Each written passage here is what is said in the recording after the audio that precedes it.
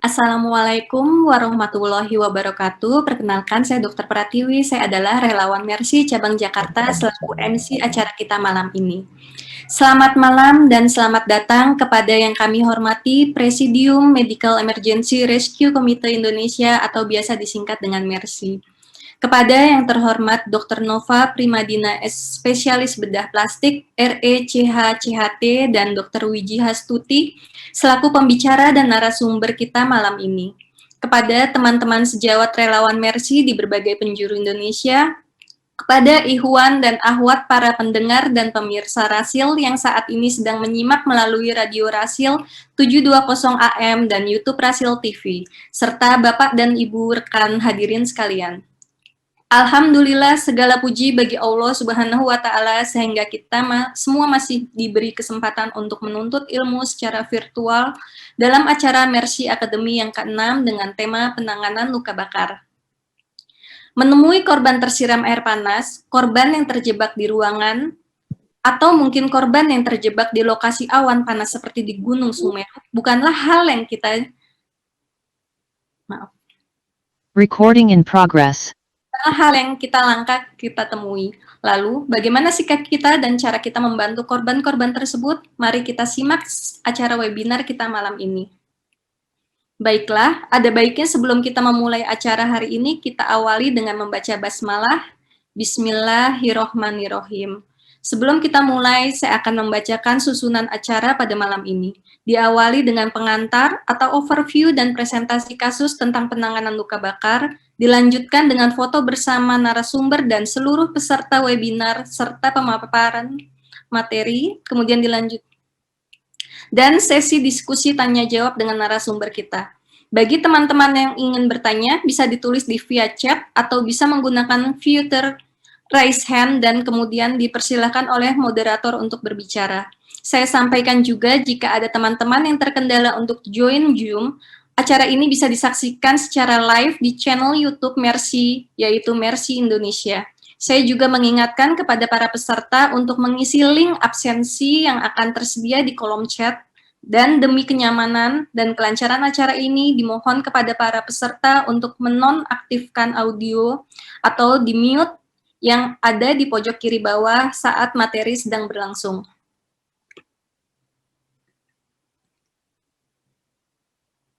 Terima kasih sebelumnya atas kerjasamanya. Untuk mempersingkat waktu, izinkan saya untuk menyapa moderator yang akan memimpin diskusi hari ini.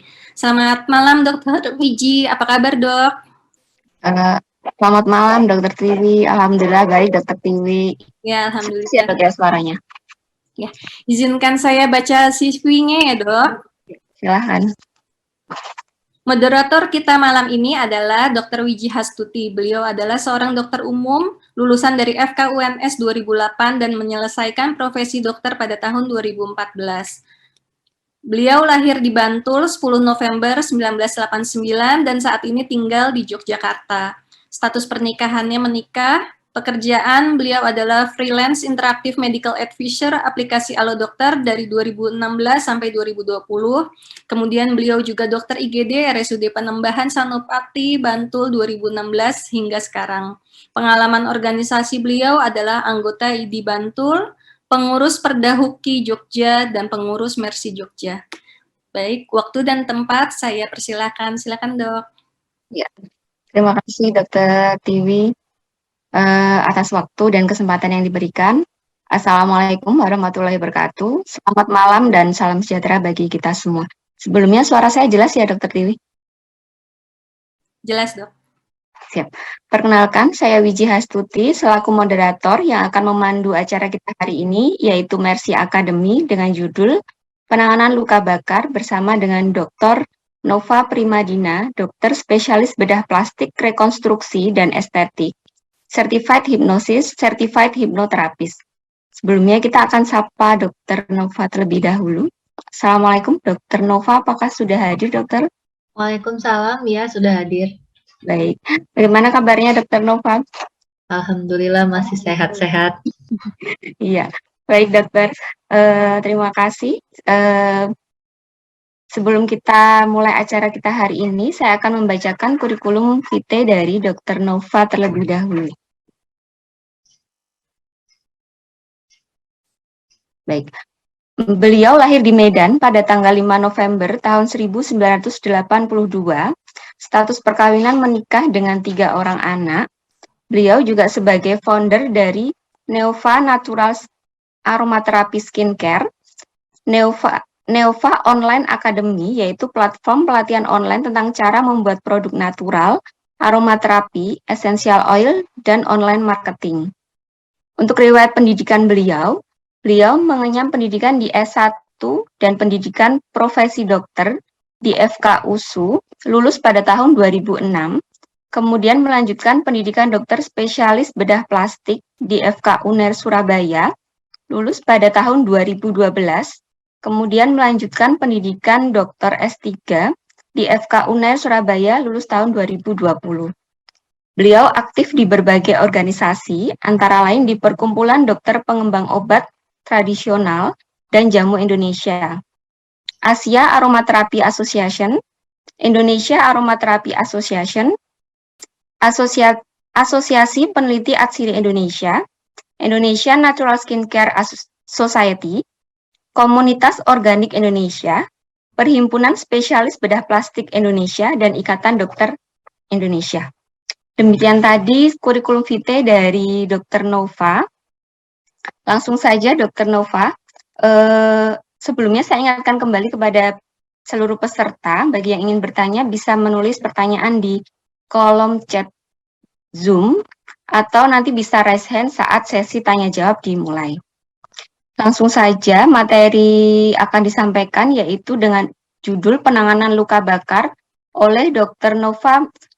Nova Primadina, dokter spesialis bedah plastik, rekonstruksi, dan estetik, certified hypnotist, certified hypnotherapist. Kepada Dr. Nova, waktu dan tempat kami persilahkan. Monggo, dokter. Assalamualaikum warahmatullahi wabarakatuh. Ya, perkenalkan saya Dr. Nova Primadina, ketemu lagi di Mercy Academy.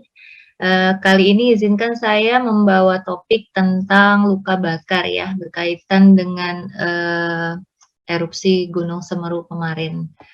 Izin share screen. Oke. Apakah sudah terlihat? Sudah terlihat, dokter. Oke, jadi di sini mungkin saya ingin menjelaskan ya.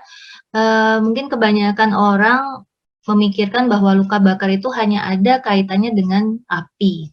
Padahal sebenarnya penyebab luka bakar itu banyak sekali. Bisa air panas, bisa kontak dengan benda yang bersuhu tinggi, bisa juga karena terkena bahan kimia, arus listrik, radiasi, ledakan, atau bahkan suhu dingin yang terlalu ekstrim itu juga bisa menyebabkan luka bakar pada kulit kita. Nah, seperti ini penampakan luka bakar ya. Biasanya itu ada terlihat 3 daerah ya. Ada yang kemerahan ya. Zona yang kemerahan itu dia biasanya lebih ringan. Jadi, kalau kita terapinya optimal, zona yang kemerahan ini bisa sembuh dengan sendirinya dalam waktu 2 minggu. Nah, kemudian setingkat yang lebih parah di atas zona merah ini adalah zona yang berwarna putih. Itu namanya zona koagulasi. Jadi kalau tadi yang merah itu di sana banyak aliran pembuluh darah karena terjadinya panas akibat luka bakar tadi, kalau yang putih ini malah kebalikan. Jadi aliran pembuluh darahnya itu sudah tidak ada lagi di daerah tersebut, sehingga kalau dibiarkan terlalu lama maka akan menjadi zona yang berwarna hitam. Jadi kulitnya akan mati atau kita istilahnya disebut dengan nekrosis. Ya. Nah, kemudian luka bakar ini juga dari kedalamannya kita membaginya atas 4 derajat sebenarnya, tapi dia disebut derajat 1, 2A, 2B, dan 3. Nah, kalau derajat 1 itu seperti kalau kita terbakar kena sinar matahari. Jadi seperti gambar ya.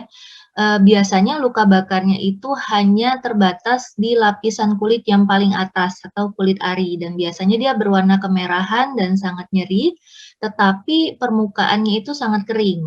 Kenapa sih kita kok perlu tahu derajat kedalaman luka bakar? Karena ini ada pengaruhnya dengan terapi yang akan dilakukan. Ya, begitu juga tadi dengan zona luka bakar, itu kita wajib tahu karena itu berhubungan dengan apa sih yang akan kita buat kalau kita menemukan luka bakar seperti itu. Nah, kemudian setelah grade 1 ini ada luka bakar grade 2. Jadi lapisan kulit arinya sudah lepas, 2A ya. Jadi dia ditandai dengan warna kemerahan dan basah. Dan juga masih sangat nyeri, kenapa? Karena permukaan sarafnya masih sehat ya, jadi masih belum terkena, karena dia masih di lapisan kulit yang atas. Walaupun kulit arinya sudah hilang, jadi permukaannya pasti basah. Bedanya tadi sama grade 1, kalau grade 1 dia merah, tapi permukaannya kering ya. Jadi seperti gambar ini, jadi mungkin nanti bisa dibedakan, Anda bisa membedakan sendiri. Kalau melihat luka bakar ini termasuk luka bakar yang ringan atau yang berat atau yang dangkal atau yang dalam. Nah, kalau 2A ini dia masih bisa sembuh sendiri dalam waktu 14 hari atau 2 minggu, paling lama 3 minggu, dia masih bisa sembuh sendiri. Kemudian kalau semakin dalam lagi, habis lapisan kulit kulit superficialnya, nah, itu masuk derajat 2B. Biasanya kalau derajat 2B beda ya. Tadi derajat 2A merah, 2B dia mulai putih. Jadi mulai ada zona koagulasi. Permukaannya tetap basah, tetapi sensasi nyerinya bisa berkurang. Kenapa? Karena ujung saraf perasanya itu sudah mulai rusak akibat terjadi proses pemanasan akibat luka bakar.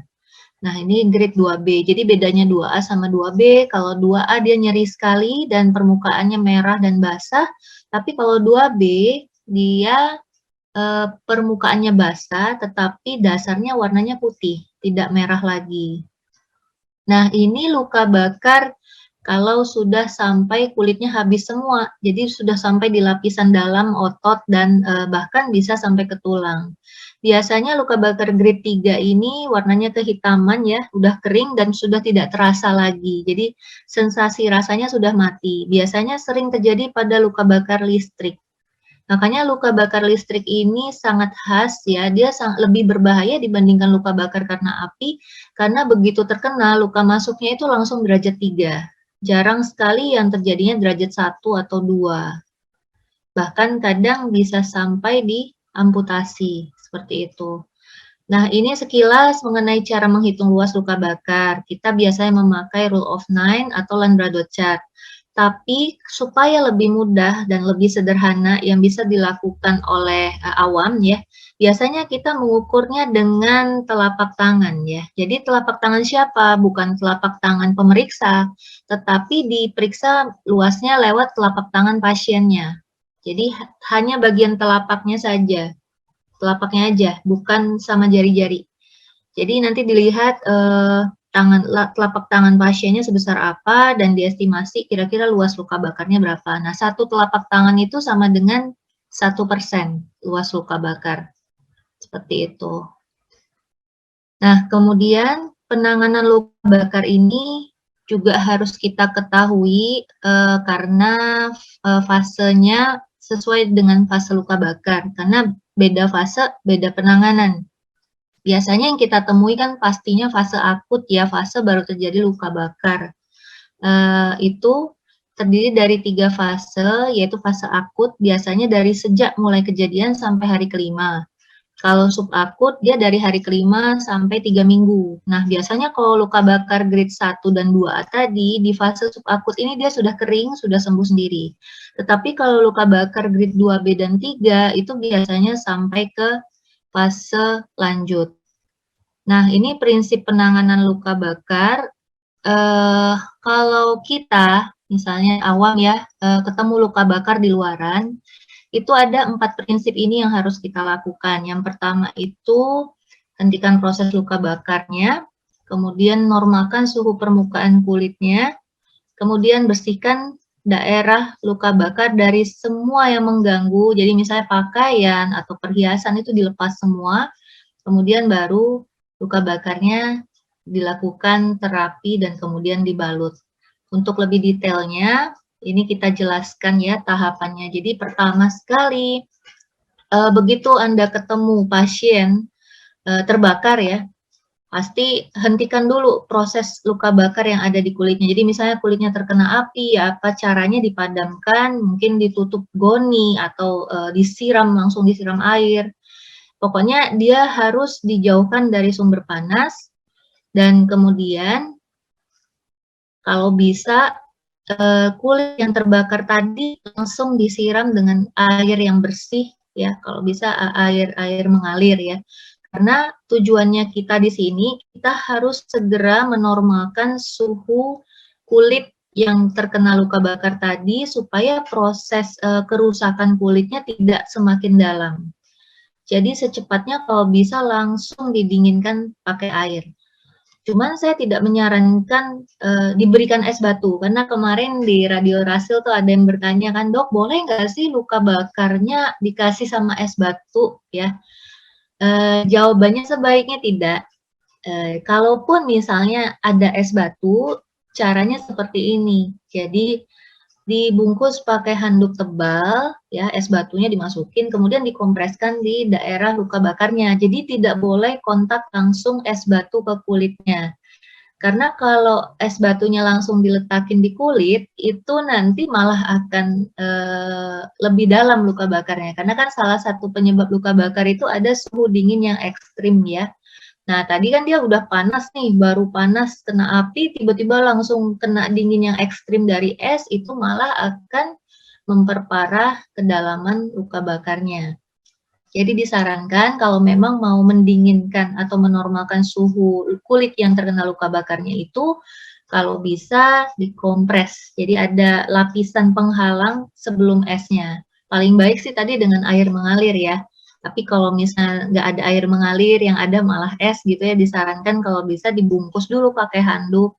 Pokoknya ada benda yang menghalangi permukaan es itu langsung kontak ke permukaan luka bakarnya.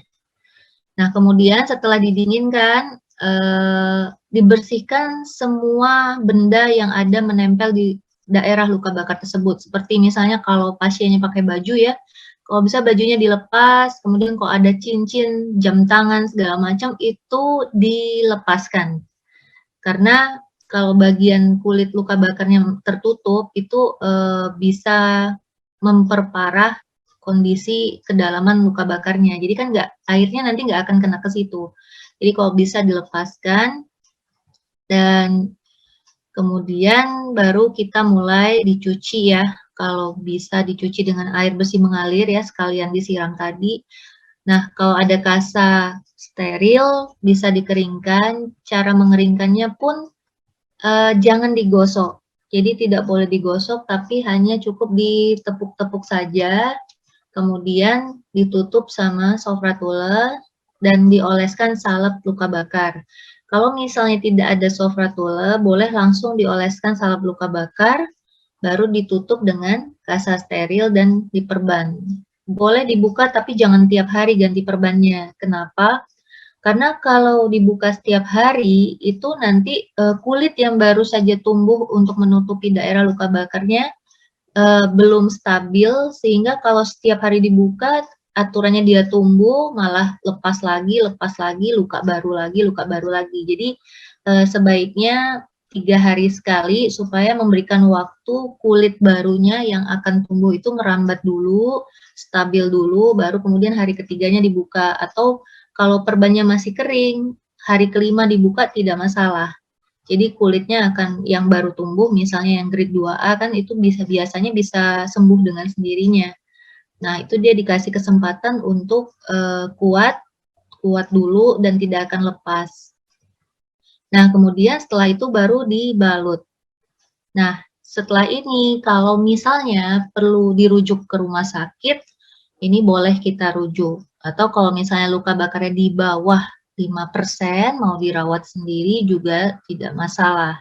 Tetapi kalau luka bakarnya luas atau ada penyakit pemberat lain, sebaiknya dirujuk ke rumah sakit. Nah, ini untuk penanganan awam. Nah, kemudian gimana kalau Anda menjadi relawan dan ada di fasilitas kesehatan nih, menerima rujukan luka bakar dari luar. Jadi tetap pada prinsipnya melakukan primary survey ya. Jadi A, B, C, D. Cuman kalau pada luka bakar ditambah E dan F. Apa itu E dan F? Ayo kita lihat. Jadi kalau A, airway seperti biasa ya, sudah dipahami.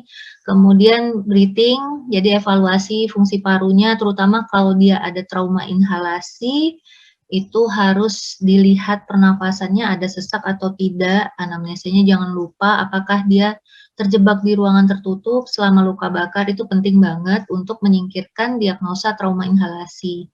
Nah, kemudian sirkulasi pastinya begitu datang langsung resusitasi cairan, karena luka bakar ini penting banget, karena kulitnya banyak yang rusak, jadi evaporasi, terjadi penguapan cairan yang berlebihan dari tubuh, sehingga harus segera diganti. Nah, jadi di sini kita pada 24 jam pertama disarankan infus dengan ringer laktat.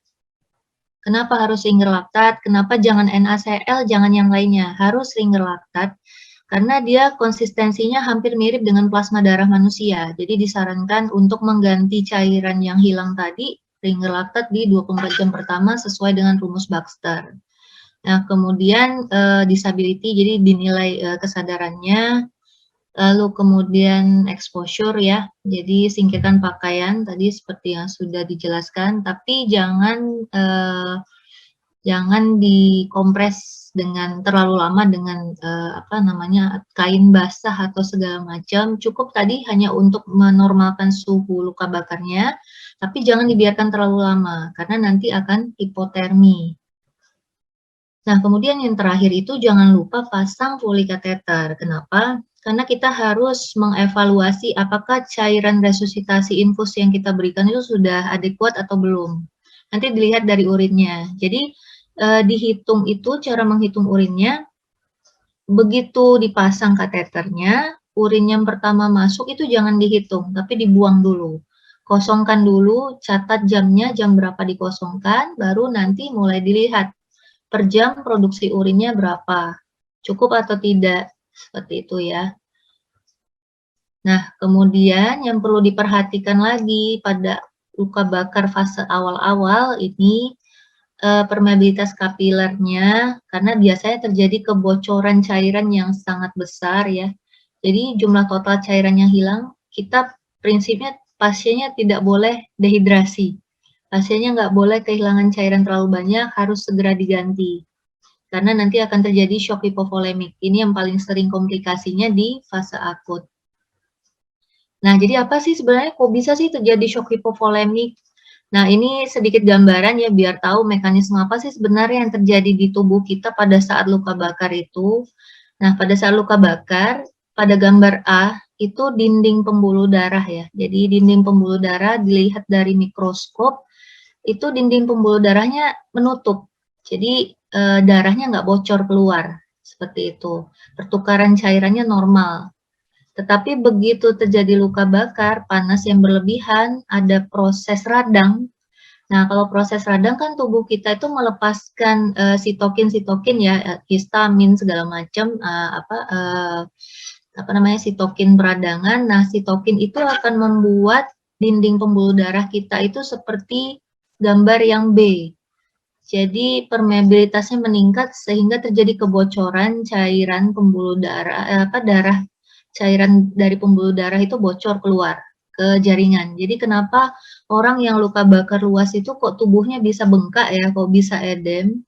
Nah, jawabannya ada di sini, karena pembuluh darahnya terbentuk seperti gambar yang B, jadi cairan dari pembuluh darahnya itu bocor semua ke jaringan sekitar, sehingga jaringannya jadi edem. Kalau ditekan itu, dia akan kempes, tapi terus balik lagi, jadi bengkak. Karena terjadi kebocoran di pembuluh darahnya. Nah, jadi apa sih yang harus kita lakukan sebagai relawan, misalnya ya, di fasilitas kesehatan di 24 jam pertama begitu menerima pasien, dia dilihat dari jam kejadian, jadi bukan dari jam pasiennya datang. Kalau pasiennya kejadiannya jam 2, dia baru datang jam 8, berarti kan sudah lewat 6 jam ya. Nah, resusitasi Baxter-nya itu dihitung 24 jam dari jam 2. Jadi kalau sudah hilang 6 jam, harus dikebut tuh, harus dikejar. Begitu pasiennya datang, berapa yang harus dimasukkan? Nah, rumus Baxter-nya itu 4 kali luas luka bakar kali berat badan pasien.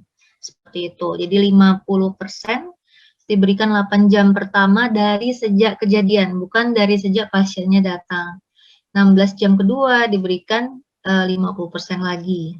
Nah, ini bagi relawan-relawan yang ada di fasilitas kesehatan, penanganan dan perhitungan cairan infusnya harus benar-benar diperhatikan karena fatal banget kalau ini pasiennya bisa dehidrasi dan mengalami shock hipovolemik. Nah, kemudian apa sih yang terjadi kalau misalnya resusitasi cairannya tadi kita lakukan ya? Kalau dia ringer laktat itu kan sama, hampir sama konsistensinya dengan plasma darah manusia. Jadi begitu tadi pembuluh darahnya bocor, cairan dari pembuluh darah itu kan keluar semua ya ke jaringan. Nah, itu langsung diganti sama ringer laktat sehingga mencegah terjadi shock hipovolemik atau dehidrasi pada pasien luka bakarnya. Nah, kemudian 24 jam kedua gimana lagi nih? Kalau 24 jam kedua justru beda lagi, nggak bisa pakai ringer laktat lagi. Kenapa? Karena cairan yang tadi keluar, itu dia masuk kembali ke pembuluh darah. Ditarik oleh harus ditetesin sama dextran. Karena kalau dibiarin bocor terus, tadi kan pembuluh darahnya kebuka ya, dinding pembuluh darahnya itu ada lubang-lubang. Walaupun kita ganti pakai ringer laktat 24 jam, tapi kalau bocor terus ya sia-sia. Makanya caranya diberikan cairan koloid. Cairan koloid itu dia lebih pekat sehingga dia bisa menarik kebocoran cairan dari pembuluh darah tadi masuk lagi balik ke pembuluh darah, begitu kira-kira. Biar lebih enak membayangkannya. Jadi gambar sebelah kiri itu kan tadi cairannya bocor semua ya ke jaringan dari pembuluh darah. Nah, kemudian yang biru ini dikasih, biru ke atas ini dikasih sama cairan koloid sehingga cairan koloid tadi akan menarik kembali cairan yang bocor ke dalam pembuluh darah. Makanya perlu diberikan 24 jam kedua. Nah, kemudian setelah fase akut selesai, fase subakutnya apa sih komplikasi yang kita takutkan? Kalau dia luka bakar luas, biasanya rentan terhadap infeksi. Nggak usahkan yang luas, yang kecil aja kalau penanganannya tidak tepat, itu bisa langsung terjadi infeksi. Nah, kalau infeksi, pasiennya akan demam, ya gejala-gejala infeksi itu akan keluar semua. Nah, kalau luka bakar yang luas terjadi infeksi, itu kita khawatirkan akan bisa menyebabkan kematian. Jadi bisa sepsis, infeksinya menyebar ke seluruh tubuh, kemudian bisa terjadi gagal organ tubuh, gagal ginjal, kemudian gagal jantung, dan akhirnya pasiennya terancam bisa meninggal. Kemudian nutrisi pasien juga penting banget diperhatikan, karena pada luka bakar itu terjadi pembakaran nutrisi yang berlebihan, karena tadi dia ada proses panas ya, evaporasi yang berlebihan, sehingga pasiennya harus diberikan nutrisi untuk mengganti nutrisi yang hilang akibat proses luka bakarnya tadi. Nah, ini komplikasi luka bakar yang lanjut setelah lewat 3 minggu, biasanya apalagi kalau mengenai anggota gerak ya. Biasa kan pasien tuh kalau udah kena luka bakar, dia bawaannya diam aja, nggak mau gerak-gerakin tangannya atau kakinya karena mungkin nyeri. Nah, itu sebenarnya sangat tidak baik. Kenapa? Karena begitu lukanya kering, tangannya bisa kaku, nggak bisa digerakkan daerah persendiannya. Nah, kemudian ada lagi kalau luka bakarnya derajat 2B dan 3 mengenai daerah persendian, itu cenderung mengakibatkan kontraktur. Jadi, kalau kita luka kan, kalau lukanya mau sembuh itu akan terasa ketarik banget ya. Nah, itu nanti tangannya juga begitu, jadi dia ketarik ke bawah. Kalau orangnya tidak mau latihan atau sedikit menahan nyeri dengan menggerak-gerakkan tangannya, itu nanti akan jadi permanen. Jadi tangannya akan bengkok permanen.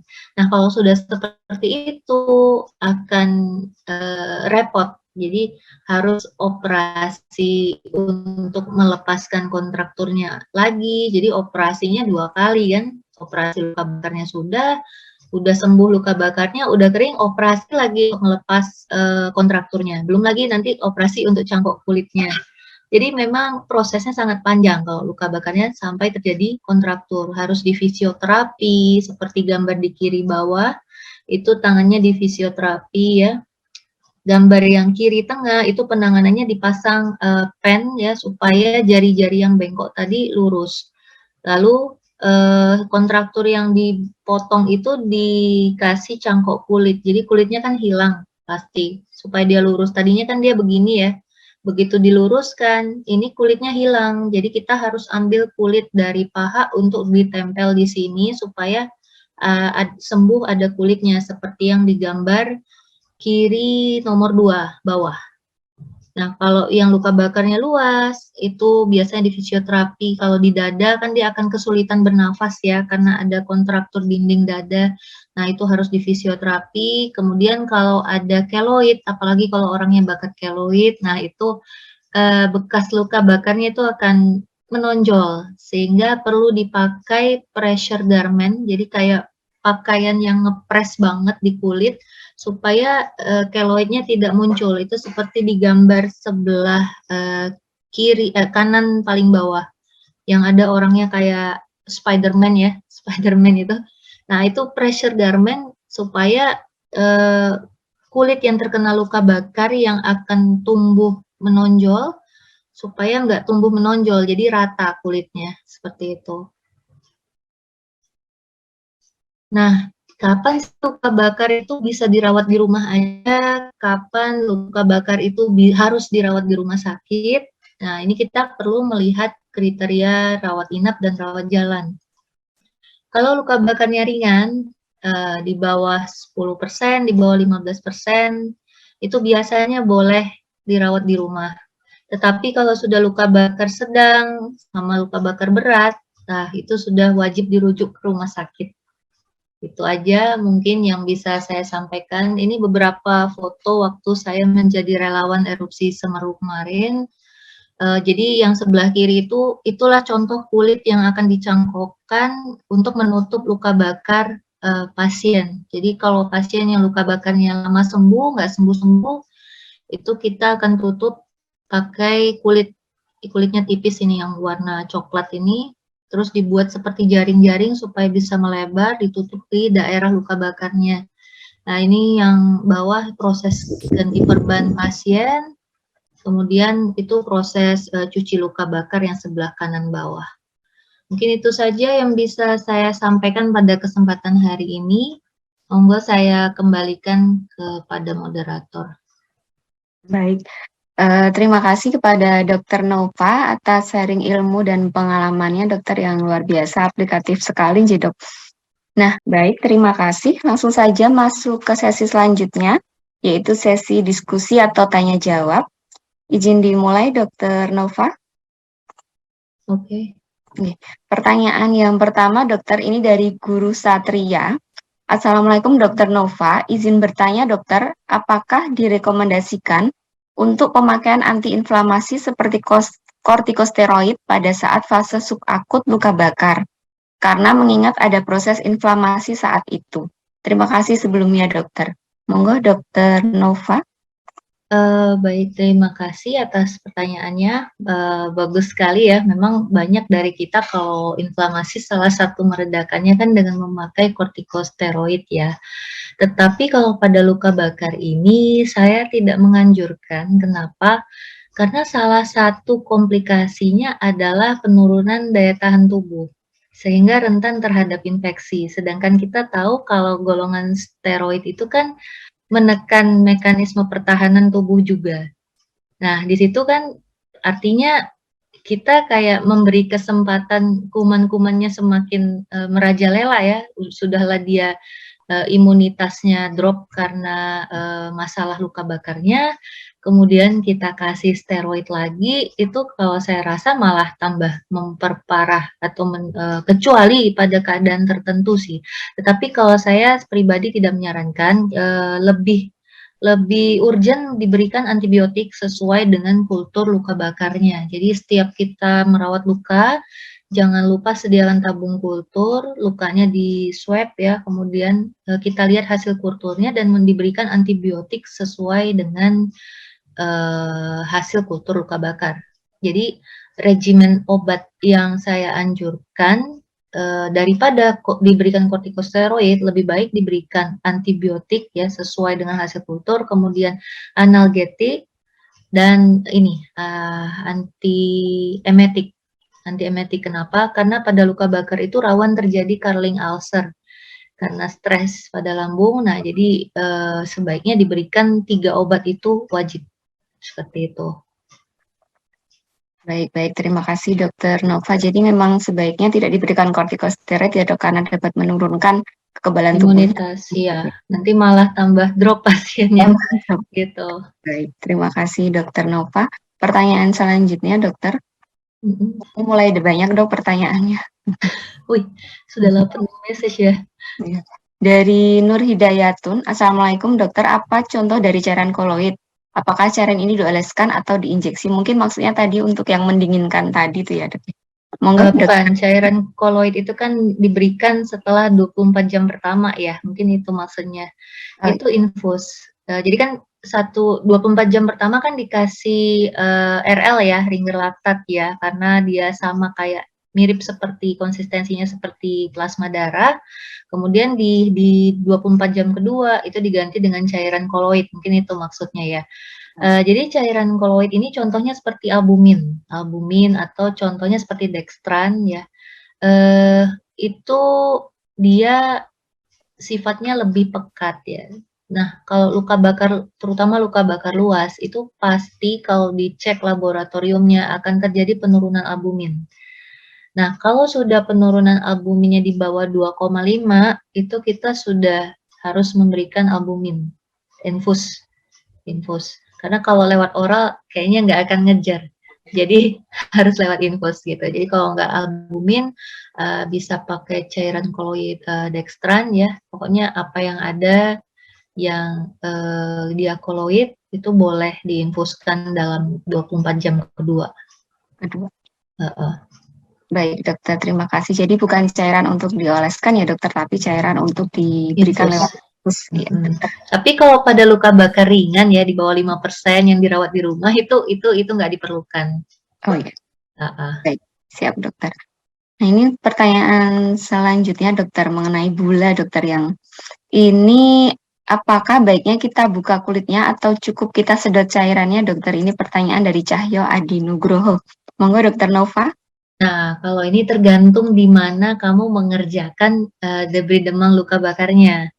Kalau di rumah, saya tidak menyarankan digosok sampai pecah ya. Memang idealnya kan harus dalam keadaan steril. Karena kalau tidak steril malah cenderung terjadi infeksi kan, karena dia sudahlah kena luka bakar, kotor lagi, kena benda yang apa istilahnya tidak steril. Nah, kalau di rumah memang idealnya disedot pakai jarum suntik yang ujungnya steril. Tetapi biasanya kalau di ruang operasi itu kita gosok sampai kulit yang mati, yang atasnya itu yang menggelembungnya lepas, sehingga yang tinggal itu kulit dasar yang merah, biasanya merah, karena luka bakar yang bula itu khas banget untuk derajat 2A. Jadi biasanya begitu bulanya dipecahkan, itu pasti dasarnya merah, gitu. Memang kita bersihkan kalau debris demam, operasi debris demam luka bakar tuh pasti bulanya dihancurin semua, dikeluarkan cairannya, dan lapisan kulit merah yang basah di bawahnya itu akan kita tutup dengan salep luka bakar dan seperti tadi tule, salep luka bakar, terus ditutup perban. Bulanya pecahkan, gitu. Oh, ya dok. Kalau misalnya ini dok, kalau biasanya disedot itu udah pakai spray itu, tapi bulanya tidak, kulitnya tidak kita hilangkan, itu bagaimana dok? Enggak lokasi bencana gitu. Biasanya kan kulitnya kempes ya, yang hitam itu turun ke bawah itu nanti biasanya akan terkelupas sendiri. Kalau kulit yang di bawahnya siap kering, nanti dia akan terkelupas sendiri. Kalau di operasi itu memang kita agak masif pengerjaannya, supaya kan, karena kan dia dibius ya. Tapi kalau misalnya dikerjakan di rumah, misalnya pertama kondisi kan tidak steril, yang kedua pasti pasiennya kesakitan banget karena kalau digosok ya, itu pasti kesakitan banget karena nggak dibius. Kan tadi kalau derajat 2A dia saraf-saraf nyerinya masih utuh, jadi akan sangat nyeri sekali. Makanya kita cenderung tidak terlalu agresif, cukup disedot cairannya, kulitnya jangan digosok karena akan nyeri sekali buat pasien tidak nyaman. Kalau memang mau dibersihkan secara agresif, mending langsung tutup dulu sementara seperti penanganan awal tadi, terus dirujuk ke fasilitas kesehatan terdekat atau ke rumah sakit. Kalau memang mau agresif ya, tapi kalau untuk di rumah saya tidak nyarankan karena orangnya akan kesakitan sekali. Oh ya, siap. Ah, Baik, dokter. Jadi kalau untuk dikeluarkan itu boleh, tapi tidak boleh digosok ya, Dok, ya, untuk ya, lapisan. jadi ya di-spad aja kan keluar Spad aja. cairannya sampai kempes, Spad habis itu udah diolesin salep luka bakar, ditutup. Kalau mau digosok sampai hilang itu kulit yang matinya, kalau pasiennya tahan sih, cuman kan jadinya nggak steril nanti, Steril. karena di rumah kan. Malah Nggak memicu bisa infeksi. steril. Nah, makanya sih cenderung infeksi. Jadi saya nggak nyarankan kalau di rumah tindakan agresif, mending dirujuk atau di fasilitas puskesmas atau di mana. Nah, dikerjakan di situ sih nggak apa-apa, gitu. Baik.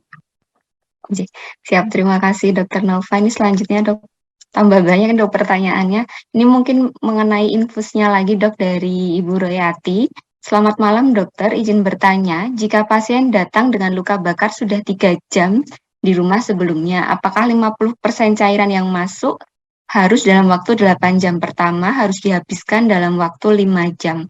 Terima Betul. kasih, Dokter. Betul, jadi dikejar. Jadi 8 jam pertamanya tidak dihitung pada saat dia masuk rumah sakit, tetapi dihitung pada saat kejadian. Nah, gimana kalau misalnya pasiennya misalnya kejadiannya jam 12, tapi baru datang jam 9. Udah lewat kan 8 jam pertamanya, itu bagaimana? Nah, mungkin kalau pertanyaannya seperti itu, nah itu memang harus dikejar. Jadi 8 jam pertamanya tadi dimasukkan ke 16 jam kedua. Karena tadi sempat loss dia ya. Tapi kalau 8 jam pertamanya masih bisa dikejar, dikejar. Pokoknya gimana caranya urin produksi. Jadi kita tuh taunya gimana sih saya taunya cairan yang saya kasih tuh udah cukup apa belum sih buat pasiennya gitu kan. Udah ngejar apa belum sih resusitasi bakternya. Makanya pada saat awal pasien datang dipasang Foley kateter, itu nanti dilihat. Kalau cairan kita sudah adekuat, biasanya produksi urin per jamnya itu 0,5 sampai 1 cc per kilogram berat badan. Jadi kita memang wajib tahu berat badan pasien. Nah, kalau sudah cukup, misalnya 1 cc per kilogram, misalnya berat badan pasiennya 50 ya. Nah, kita lihat kan udah dikosongin urinnya, begitu dimasukin kateter kan keluar urin tuh biasanya, urin sisa. Nah, terus kita buang, terus kita lihat 1 jam, oke, udah keluar urinnya misalnya 100 cc. Dia berat badannya 50. Nah, sudah berarti cukup. Tapi lihat juga urinnya jernih apa enggak, kuning pekat atau kayak teh. Nah, itu juga perlu diperhatikan. Kalau seperti teh pekat banget, nah itu artinya dia masih kurang kan resusitasinya, cairan urinnya pekat banget, berarti kan masih dehidrasi. Nah, ditambahkan lagi gitu. Cara monitor resusitasi yang kita kasih udah cukup apa belum. Jadi lewat urinnya. Lewat urin. Baik, berarti memang bukan dari saat pasien itu ketemu kita, tapi dihitung dari kejadiannya itu ya, Dok, ya? Iya, jadi kita harus nanya gitu, pasien datang Kapan kan, kejadiannya? kapan kejadiannya, jam berapa kira-kira gitu. Dibawa Baik. ke sini udah berapa jam di perjalanan, udah masuk apa aja gitu. Siap, Dokter. Terima kasih. Jawabannya ini dari Dokter Arif Lamongan, Dokter. Mohon info alternatif dressing selain Sufratul. Berdasarkan pengalaman saat penggantian dressing, pasien mengalami nyeri yang hebat karena lengket. Apalagi pada pasien anak, Dokter, yang bisa menimbulkan efek trauma. Alternatif dressing. Ini agak aneh ya. Biasanya yang lengket itu kalau luka bakarnya langsung ditutup kasar tanpa ada alas di bawahnya itu yang lengket biasanya. Itu nyeri banget memang. Sofratul itu justru dia kan kayak vaselin ya. Jadi dia kayak ngelapisin menjadi batas antara kulit sama kasanya supaya nggak kontak langsung. Tapi kalau misalnya memang perbannya udah terlalu lama, memang ada kecenderungan kering, itu biasanya sebelum kita buka perbannya, dibasahin dulu pakai cairan infus NaCl. Jadi disiram dulu supaya jangan lengket. Jadi nanti pada saat kita buka pelan-pelan, kan itu udah basah ya, itu biasanya akan lebih mudah. Dibandingkan kalau kamu nggak basahin perbannya, langsung kamu buka, iya sakit banget. Tapi kalau disiram dulu pakai NaCl, baru kemudian dibuka pelan-pelan, itu biasanya karena sensasi dingin tuh dia nggak terlalu nyeri. Jadi kalau saya biasanya perbannya saya basahin dulu. Jadi kan perban gulungnya saya lepas, kemudian kan tinggal kasanya tuh nempel ya di lukanya. Nah itu dibasahin dulu kasanya sebelum dilepas dari kulit itu dibasahin dulu. Biarkan dulu kira-kira 3 menit ya sampai cairannya ngeresap ke bawah, baru mulai saya angkat pelan-pelan. Itu biasanya cenderung tidak terlalu nyeri dibandingin kalau kering aja langsung dilepas gitu sakit memang. Baik. Berarti bukan mengganti supratulnya deh dokter, tapi ada tipsnya untuk Ya, membuka supaya tidak nyeri tadi nih dok. tipsnya dibasahin tadi. Dibasahin. Baik, terima kasih Dokter Novas. Pertanyaan selanjutnya ini dari Wirsal Adiansyah. Izin bertanya dokter, kalau kita menemukan pasien di lapangan saat bencana, langkah apa yang kita upayakan dokter? Sementara untuk evakuasi ke rumah sakit jaraknya jauh. Monggo Dokter Nova. Di lapangan saat bencana, oke. Pertama kali. Langkah yang awal tadi. Ya. Jauhkan dari sumber panas. Kalau bisa dinginkan suhu yang terkena luka bakar, jadi disiram air. Itu udah langkah paling tepat. Jadi sebelum dibawa ke vaskes ya, supaya progres luka bakarnya nggak semakin dalam, dinginkan dulu. Prinsipnya dinginkan. Kalau ada air, siram pakai air. Didinginkan. Jadi itulah mungkin yang bisa langkah awal yang kita lakukan supaya pada saat di perjalanan kerusakan yang diakibatkan oleh panas di kulitnya itu nggak akan merusak kulit terlalu dalam. Gitu. Jadi disiram kalau ada misalnya kain yang bersih mungkin ya dibasahin, dikompres gitu. Tapi jangan lama-lama, nanti dia hipotermi juga. Tapi setidaknya sampai suhu di kulitnya itu kembali normal. Jadi sekitar 15 menit, 30 menit, dikompres, sudah lepas dulu. Biar suhunya nggak hipotermi. Seperti itu. Baik dokter, berarti memang untuk langkah pertama didinginkan dulu ya dok ya? Ya, terus ini, kalau ada pakaian, dibuka pakaiannya. Jadi jangan ada sesuatu yang menempel di kulit yang terkena luka bakar. Jadi jangan sampai ada. Jadi lepas semua jam tangan, misalnya cincin, itu lepas semua. Jangan biarkan menempel terus, karena itu bisa bikin luka bakarnya tambah dalam. Baik dokter. Itu tadi ya dok ya, yang langkah pertama setidaknya mencegah untuk luka bakarnya ini bertambah parah saat sudah sampai di vaskesnya ya dok ya. Baik dokter Nova, ini ada 2 pertanyaan yang sama dokter, dari dokter Ahmad Azam Hisabullah sama dari Anggita Mardiaratri. Ini mengenai salep luka bakar dokter.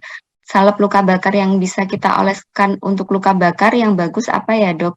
Ada jenis luka tertentu kah yang misalnya harus memakai salep antibiotik saja atau misalnya pakai salep seperti Mebo atau Bioplacenton? Terima kasih. Tadi kalau ngelihat slide saya benar-benar sebenarnya itu obatnya udah saya pampangin juga di situ. Ini udah saya letakin juga. Memang paling banyak dipakai itu silver sulfadiazine ya, SSD. Biasanya ya sebut merek Bornazin gitu ya. Itu paling banyak dipakai. Cuman dari beberapa pengalaman saya untuk luka bakar grade 2A, 2B itu kok lebih cepat kering itu pakai Mebo. Saya pernah coba pasien tangan kanan dan kiri, kanannya saya olesin Bornazin, kirinya, ini bukan promosi ya, tapi ini pengalaman. Jadi ya emang kirinya saya olesin Mebo, kanannya saya olesin Burnazin. Nah, pas saya lihat beberapa kali rawat luka, 2 kali rawat luka yang memang sama-sama 2A ya, yang Mebo tuh lebih cepat kering dibandingin yang Burnazin. Tapi kalau dia sudah derajat 2B ke atas, 2B 3, itu memang nggak ada pilihan harus Burnazin. Gitu. Kalau bioplasenton untuk yang ringan ya. Jadi ya derajat 1, 2A bisa. Tapi kalau udah derajat 2B itu sudah nggak mempan lagi kayaknya. Tetap kalau yang derajat dalam tuh masih saat ini yang masih dipakai itu yang silver sulfadiazin. Gitu. Terima kasih dokter. Jadi tergantung derajat-derajatnya ya dok. Iya, Kalau sesuai pengalaman tadi yang 2A 2B pakai Mebo ya dok. iya, pengalaman 2A bagus pakai Mebo 2A ya, 2B enggak enggak efektif. Ya. Oh iya. Enggak bisa tetap pakai silver sulfadiazin. Oh iya. Siap. Baik dokter. Lanjut di pertanyaan selanjutnya mengenai cairan lagi dokter dari Fadli Rahmat. Izin bertanya dokter, dalam terapi cairan, pemberian cairan menggunakan RL dalam rumus Baxter, kemudian dalam cara Evans dengan terapi cairan menggunakan NaCl plus plasma plus D5, apakah ada perbedaan terapi cairan yang lebih baik penggunaannya pada pasien berdasarkan derajat, luas, usia, atau resiko komplikasinya dokter? Dokter Nova? Kalau menurut SOP yang ada, ini untuk 24 jam pertama nih ya. 24 jam pertama kita tetap pakai RL karena itu tadi alasannya osmolaritas RL itu kan 285. Itu mirip banget kayak osmolaritasnya plasma darah. Kalau NaCl itu osmolaritasnya lebih tinggi daripada NaCl berapa persen nih? 0,9% atau 3% atau berapa persen nih? Ini nggak jelas nih. Tapi umumnya kalau NaCl itu osmolaritasnya lebih tinggi daripada osmolaritas plasma darah. Jadi dikhawatirkan kalau di infus ya, apalagi tambah D5 nih. Wah, tambah D5 kan berarti dia hipertonis ya. Nah, itu nanti akan cenderung bikin beban jantungnya yang berat. Karena cairannya ditarik semua ke dalam pembuluh darah. Dia kan hipertonis, jadi dia akan menarik edema dari jaringan, ditarik ke pembuluh darah. Kalau nggak terkontrol, berarti kan nanti cairan dalam vaskularnya yang kebanyakan gitu istilahnya. Jadi beban kerja pompa jantungnya nanti yang berat. Makanya kalau di prosedur standarnya bedah plastik tuh nggak nyarankan pakai selain RL di 24 jam pertama. Karena menurut patofisiologi kejadian luka bakarnya tadi, apa yang terjadi di tubuh kita tadi, nah itu kita memang mencari infus yang osmolaritasnya menyamai atau menyerupai plasma darah untuk mengganti. Karena kan prinsipnya tadi supaya nggak terjadi dehidrasi ya. Jadi diganti dengan apa? Ya tentunya cairan yang mirip dong, jangan cairan yang hiper atau hipoosmolar karena efeknya tidak akan sama. Gitu. Baik, berarti tetap harus sesuai guideline-nya ya dok ya, diberikan RL cairan yang sesuai dengan osmolaritas tubuh gitu ya dok ya. Ini pertanyaan selanjutnya dokter, ini mungkin saya gabungkan dari Lutfi Edi Setiawan dengan pertanyaan dari Satrio Pamungkas. Yang pertama ini mengenai Assalamualaikum dokter, izin bertanya kalau baju yang dipakai sampai meleleh di anggota tubuh pasien bagaimana ya dok? Yang pertama, kemudian yang kedua mengenai trauma inhalasi. Penanganan pertama, jika ada yang trauma inhalasi di lokasi kebakaran bagaimana ya dok? Dan untuk luka bakar dengan adanya tanda-tanda trauma inhalasi, berapa waktu yang dianggap sebagai golden period sejak terjadinya trauma sampai dianggap aman dokter? Diperkirakan edema laring tidak terjadi untuk tidak perlu dilakukan intubasi. Monggo dokter, yang pertama mengenai baju pasien, yang kedua mengenai trauma inhalasi dok. Oke, kalau baju pasien, bajunya meleleh ini meleleh lengket di kulitnya atau gimana ya? Karena prinsipnya tadi kan cleaning ya, jadi harus betul-betul mau dia meleleh, mau dia lengket di kulit, asal kulitnya memang terkena luka bakar, ya memang harus disingkirkan. Kalau dia lengket, ya apa caranya harus dilepaskan, dicuci, bagaimana caranya. Karena baju itu tadi kan juga termasuk penghantar panas ya. Nah, kalau dia tetap lengket di kulit, yang terkena luka bakar, artinya kan proses pemanasan di kulitnya itu akan tetap berlangsung, sehingga semakin lama baju itu menempel, ya kedalaman, luka bakarnya akan semakin parah, gitu. Makanya tadi prinsip pertama adalah jauhkan dari sumber panas, itu mutlak, yang pertama kali harus dilakukan. Jadi, sebaiknya ya kalau kayak baju, segala sesuatu yang menempel benda ya di kulit, misalnya cincin, cincin itu kan dari logam ya, dia kan akan menghantarkan panas, konduktor paling baik. Nah, sehingga memang harus dilepaskan semua ya, apa caranya pokoknya, pokoknya nggak ada nego-nego lagi, harus dilepaskan, harus disingkirkan. Nah, kalau masalah trauma inhalasi, oke, ini misalnya kamu ada di situ atau kamu yang menerima pasien curiga dengan trauma inhalasi? Ini gimana nih maksudnya? Karena gini, kalau kamu di fasilitas kesehatan, itu masih suspek kan, begitu dia datang, kamu harus menegakkan diagnosa, ngelihat kondisi pasiennya dulu, apa sih yang membuat kamu berpikir bahwa dia itu dicurigai terkena trauma inhalasi? Yang jelas kan pertama anamnesis ya, apakah ada riwayat, di ruangan tertutup pada saat kejadian, kemudian, dilihat, pemeriksaan fisik ada luka bakar di daerah wajah enggak, bulu hidungnya terbakar enggak, kemudian ada sesak apa tidak, seperti itu. Nah, kalau gejala itu ada dan kita curiga, biasanya itu dilakukan foto toraks serial selama 1 kali 24 jam untuk melihat ada ada masalah di paru apa enggak.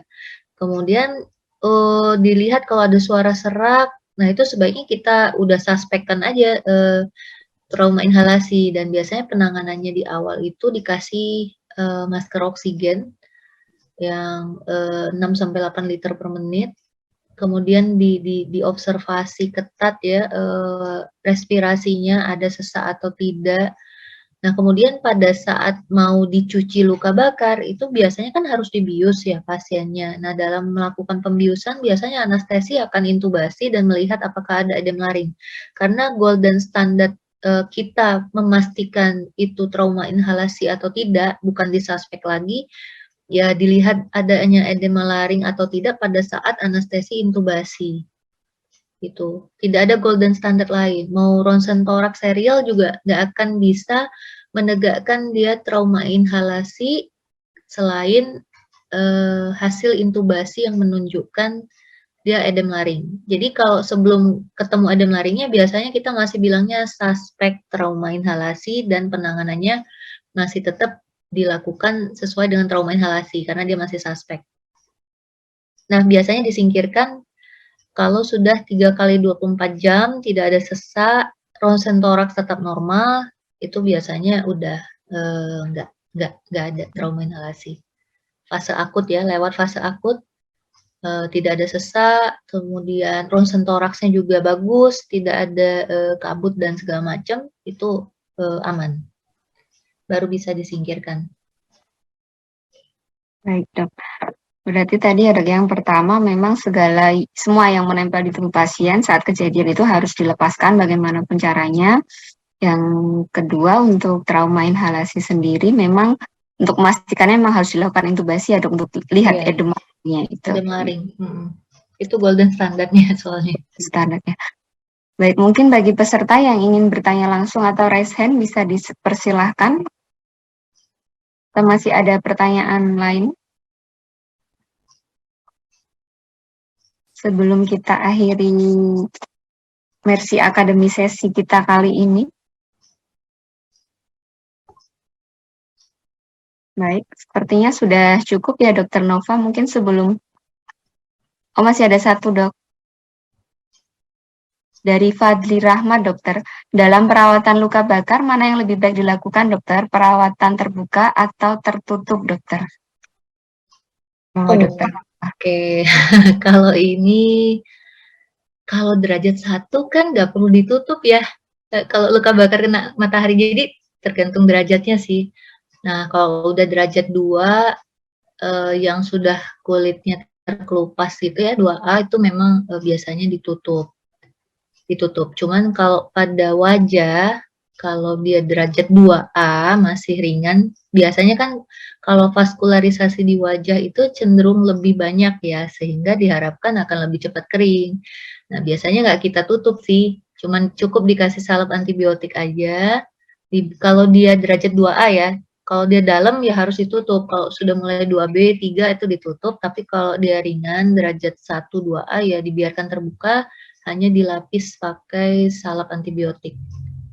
Jadi itu tergantung derajat kedalaman. Tapi kalau di anggota tubuh lain, biasanya kalau sudah 2A, ditutup. Nah, tergantung luasnya juga. Luasnya kalau cuman ya 1%, biar cepat kering, biasanya sih dibuka aja. Tapi kalau luasnya luas banget, ya ditutup gitu. Kan mencegah terjadinya infeksi juga. Kalau dia di daerah yang rawan terkena infeksi, misalnya di kaki, ya ditutup. Sekecil apapun tetap ditutup. Tapi kalau di wajah, vaskularisasinya banyak, biasanya dibuka. Tapi itu pun luasnya yang di bawah 1%.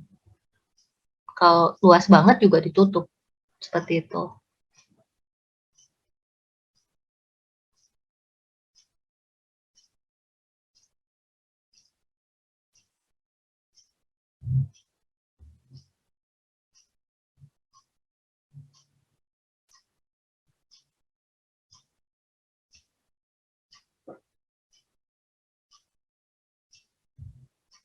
Belum di-unmute, Dokter Wiji.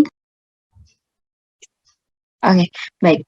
Berarti memang tergantung derajat luka bakarnya ya, Dok ya? Dan luasnya. Dan luas luka bakarnya, lewat luka terbuka atau tertutup. Baik, Dok, sepertinya pertanyaan sudah habis. Mungkin dari Dokter Nova ada yang ingin disampaikan, kesan-pesannya mungkin, Dok? Yang jelas saya pesan kalau ada luka bakar, tolong jangan diolesin odol, jangan diolesi minyak minyak goreng ya, atau diolesi herbal dan sebagainya.